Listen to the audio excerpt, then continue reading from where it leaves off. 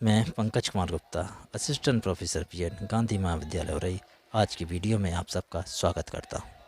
आज हम Uttar Pradesh higher education service commission द्वारा निकली एडवर्टाइजमेंट 51 की असिस्टेंट प्रोफेसर बीएड और education, UGC NTA net education और यूपीपीजीटी एजुकेशन की लिखित परीक्षा से संबंधित महत्वपूर्ण प्रश्नों का अध्ययन करेंगे।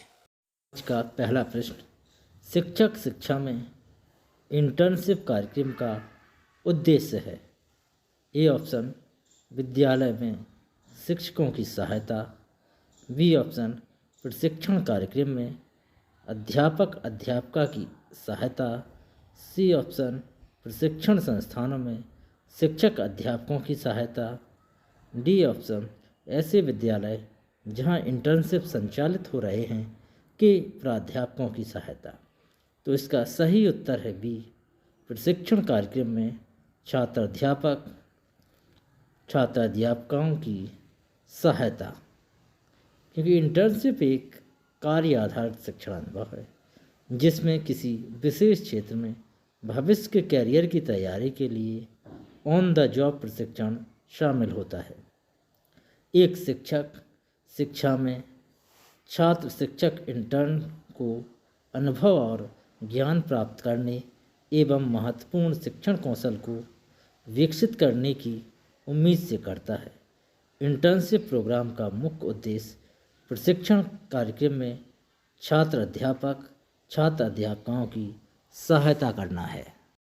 आज का दूसरा प्रश्न, एक शिक्षक के रूप में आप अपनी कक्ष में अल्पबधिर छात्र छात्राओं की पहचान कैसे करेंगे? कैपिटल ए, जब आप अधिगमकर्ता से बात करते हैं तो वह अपने कान के पास हाथ रखता रखती है। कैपिटल बी, अधिगमकर्ता को बेहतर ढंग से सुनने के लिए अपनी ओर झुकता है या झुकती है, यानी बेहतर सुनने के लिए आपकी ओर झुक जाती है। कैपिटल सी, अधिगमकर्ता अपनी आँखों को मसलता है और आपकी ओर देखती है।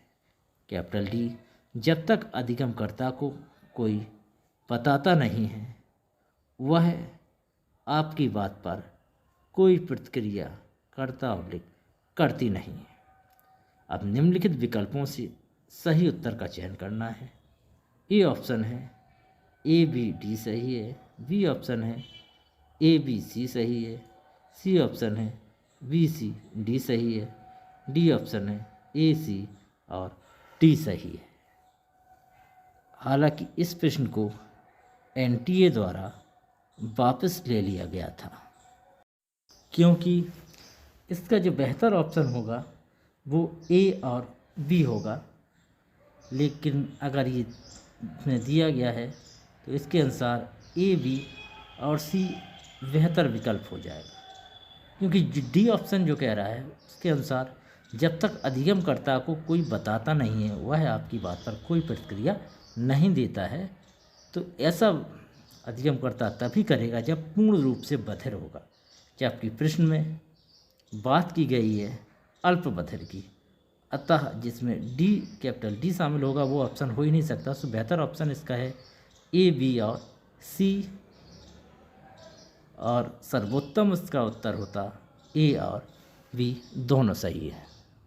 आज का तीसरा प्रश्न, अध्यापक शिक्षा के व्यवसायीकरण के लिए आवश्यक है कि यह कैपिटल ए, पढ़ाए जा रहे विषयों के अध्यापक के ज्ञान को पुष्टि करे।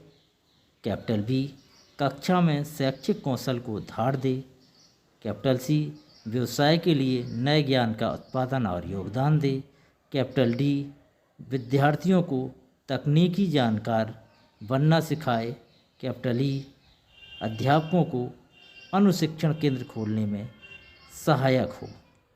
अब नीचे दिए गए विकल्पों में से सही उत्तर को चुनना है। ए ऑप्शन है ए बी और सी सही है। बी ऑप्शन है बी सी और डी सही है। सी ऑप्शन है सी डी और ई सही है। डी ऑप्शन है डी ई और ए सही है। तो इसका सही उत्तर है ए बी और सी।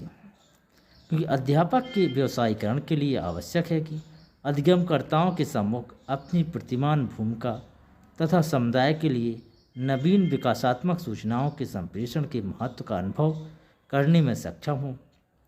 उसके अंदर राष्ट्र निर्माण की प्रक्रिया में अपने योगदान के प्रति आवश्यक आत्म अवधारणा के साथ साथ ही आत्मविश्वास विद्यमान हो। दी गए विकल्पों में उपयुक्त विकल्प निम्नलिखित हैं। पढ़ाए जा रहे विषयों के अध्यापक के ज्ञान की पुष्टि करें और कक्षा में शैक्षिक कौशल को धार दे और व्यवसाय के लिए नए ज्ञान का उत्पादन और योगदान दे। आज का चौथा प्रश्न, शोध के लिए किसी यादृच्छिक प्रतिदर्श के आहरण की प्रक्रिया में निम्नलिखित प्रक्रियाओं में से कौन सी अनुक्रमानुपात है?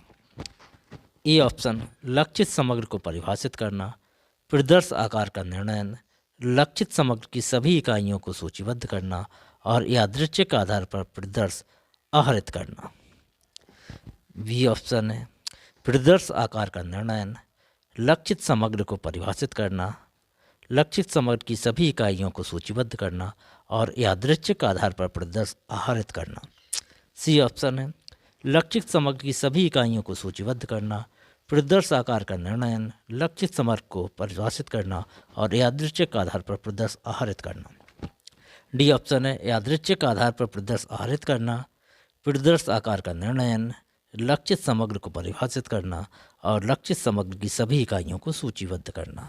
तो इसका सही उत्तर है ए, लक्षित जो समग्र है उसको परिभाषित करना, इसके बाद प्रतिदर्श आकार का निर्णय, इसके बाद लक्षित समग्र की सभी इकाइयों को सूचीबद्ध करना और इसके बाद है यादृच्छिक आधार पर प्रतिदर्श को आहरित करना यानी प्रतिदर्श को निकालना। अब यादृच्छिक प्रतिदर्श क्या होता है, रैंडम सैम्पलिंग क्या होती है? तो रैंडम सैम्पलिंग से अभिप्राय यह है कि यह पॉपुलेशन से व्यक्तियों को चुनने का एक ऐसा ढंग है जिसमें पॉपुलेशन के प्रत्येक व्यक्ति यानी प्रत्येक इकाई को चुने जाने की संभावना बराबर होती है। और शोध के लिए जो अनुक्रम है वो आपको पहले ही बता दिया है।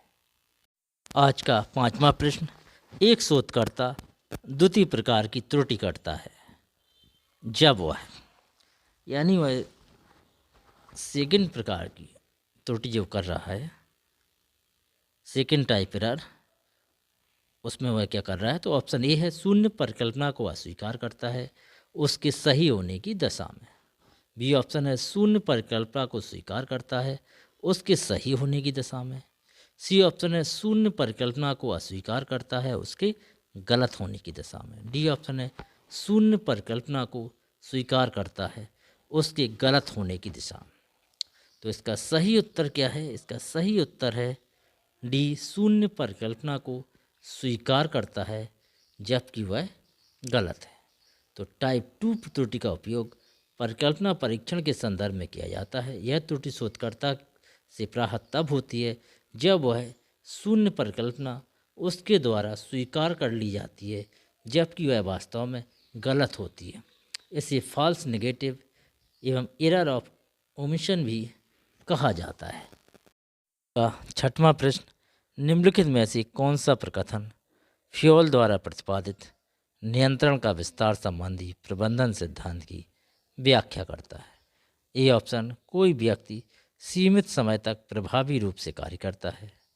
बी ऑप्शन, कोई व्यक्ति सीमित संख्या में लोगों के साथ कार्य कर सकता है। सी ऑप्शन है, कोई व्यक्ति अपने अधीन 4 से 6 लोगों के प्रभावी ढंग से कार्य करा सकता है। डी ऑप्शन है, मात्र 4 से 6 लोग प्रभावी समूह बन सकते हैं। तो इसका सही उत्तर है सी, कोई व्यक्ति अपने अधीन 4 से 6 लोगों से प्रभावी ढंग से कार्य करा सकता है। यही है नियंत्रण का विस्तार। तो फ्योल प्रशासनिक प्रक्रिया के जन्मदाता माने जाते हैं। इसका प्रमुख कार्य प्रबंध के तत्व देने में से संबंधित है। इनके द्वारा प्रतिपादित नियंत्रण का विस्तार संबंधी प्रबंधन सिद्धांत में यह कहा गया है कोई व्यक्ति अपने अधीन 4 से 6 लोगों से प्रभावी ढंग से कार्य करा सकता है। इसका 7वां प्रश्न, स्टेनबर्ग के अनुसार निम्नलिखित कौन सा कारक बुद्धिमत्तापूर्ण व्यवहार के अधिगम में सबसे महत्वपूर्ण उद्देश्य है? ए ऑप्शन, विवेचन और विचारों की प्रस्तुति और संरचना। बी ऑप्शन विचारों का परीक्षण और उनकी उत्पत्ति। सी ऑप्शन अधिगम के अभिनव कृत्यों और परिस्थितियों से निपटने के लिए उनका सामना करना। डी ऑप्शन किसी परिस्थिति में निहित मुद्दों का विश्लेषण। तो इसका सही उत्तर है सी, अधिगम के अभिनव कृत्यों और परिस्थितियों से निपटने के लिए उनका सामना करना। स्टेनबर्ग के अनुसार अधिगम के अभिनव कृत्यों और परिस्थितियों से निपटने के लिए उनका सामना करना बुद्धिमत्तापूर्वक व्यवहार के अधिगम में सबसे महत्वपूर्ण उद्देश्य है। स्टेनबर्ग के अनुसार तार्किक प्रक्रिया के समक्ष विचारों और सूचनाओं को व्यवस्थित ढंग से प्रस्तुत करना ही बुद्धि है। आज का 8वां प्रश्न, वेदांत दर्शन के अनुसार आत्मा की समीपस्थ कोष कौन सा है? ए ऑप्शन प्राणमय कोष, बी ऑप्शन मनोमय कोष, सी ऑप्शन विज्ञानमय कोष, डी ऑप्शन आनंदमय कोष। तो इसका सही उत्तर है डी, आनंदमय कोष। वेदांत के अनुसार आत्मा की समीपस्थ कोष आनंद कोष है। व्यक्ति के शरीर में अवाचित आत्मा का प्रतिनिधि आनंदमय कोष होता है। आनंदमय कोष का प्रथम और न्यूनतम स्वरूप अन्नमय कोष है, अर्थात जीवन के भौतिक पक्ष की संप्राप्ति आनंद प्राप्ति का आरंभिक लक्षण है।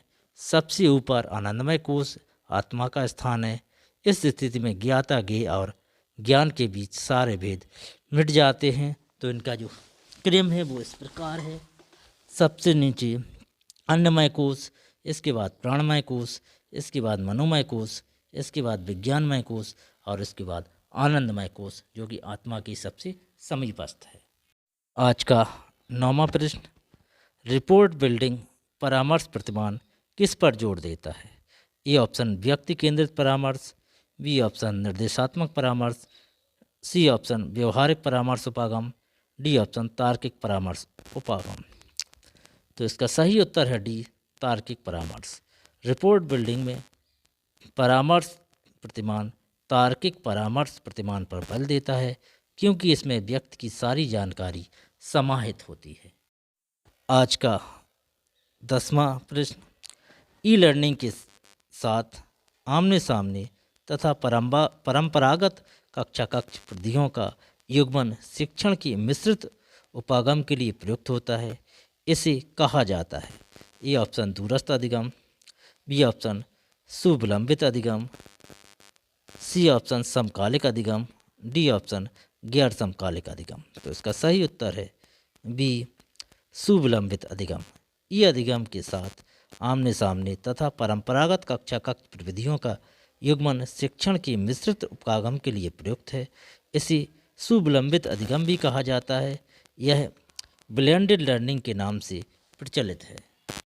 आज का 11वां प्रश्न, संज्ञानात्मक अनुक्षेत्र की वर्गीकरण के तहत निम्नलिखित में से कौन से अधिगम परिणामी व्यवहार उच्च स्तरीय है?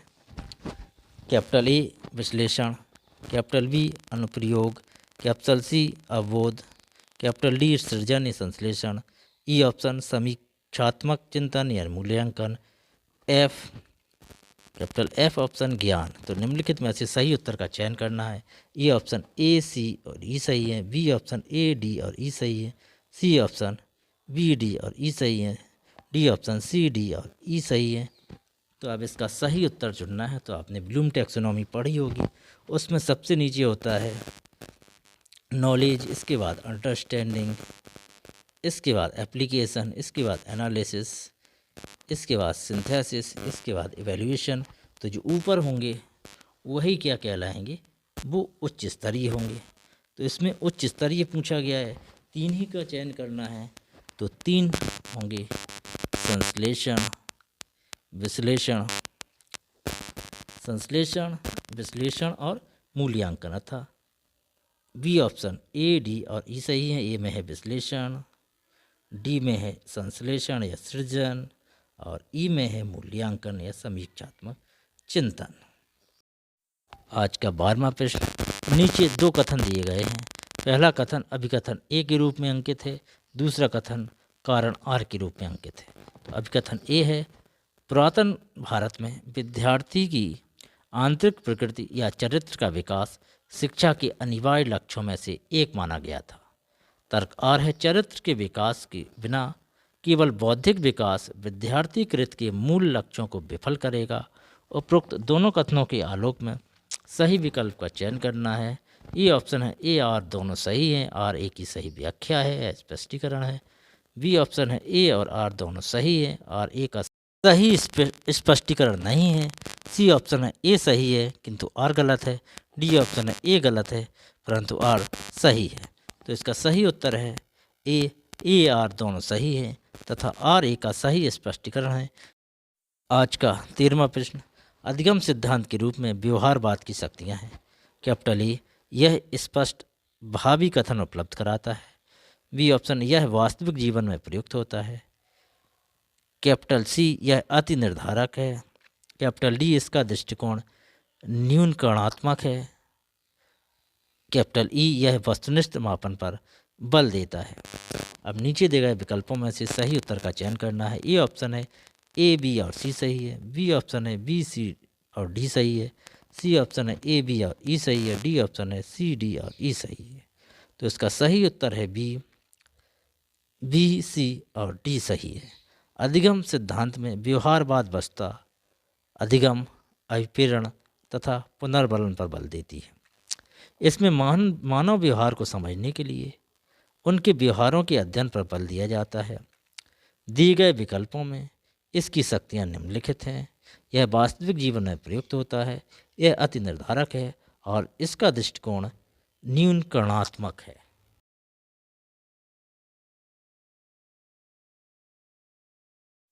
आज का 14वां प्रश्न, किसी शोध अध्ययन में जानकारी, रणनीतियों तथा परिणामों को वैधता प्रदान करने संबंधी विभिन्न उपगमों के सम्मिश्रण को तकनीकी रूप से क्या कहा जाता है। ए ऑप्शन पराविश्लेषण, बी ऑप्शन त्रिभुजीकरण, सी ऑप्शन प्रवृत्ति विश्लेषण, डी ऑप्शन अंतर्वैधता। तो इसका सही उत्तर है बी त्रिभुजीकरण।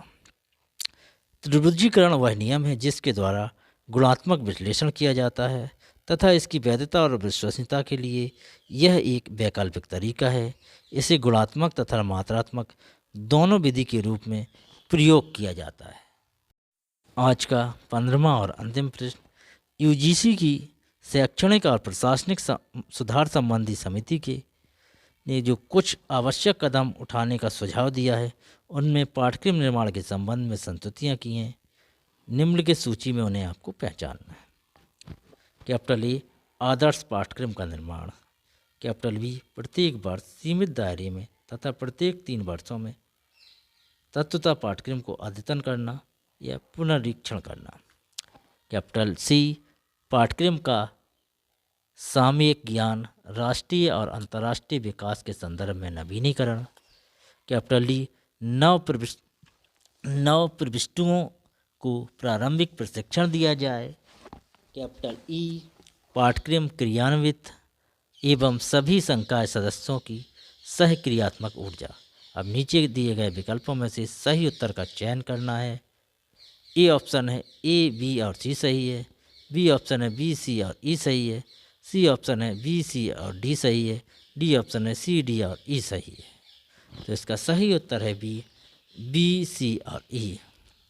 यूजीसी यानी विश्वविद्यालय अनुदान आयोग द्वारा पाठ्यक्रम के निर्माण संबंधी निम्नलिखित संस्तुतियाँ प्रदान की गई।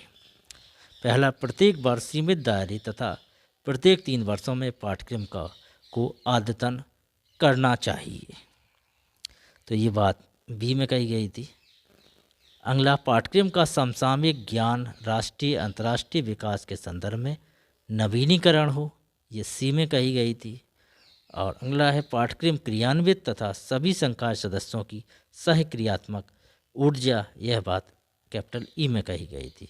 आगे और क्या कहा है, उनकी रोजगार क्षमता बढ़ाने के लिए छात्रों को मूल अतिरिक्त पाठ्यक्रम प्रस्तुत करना।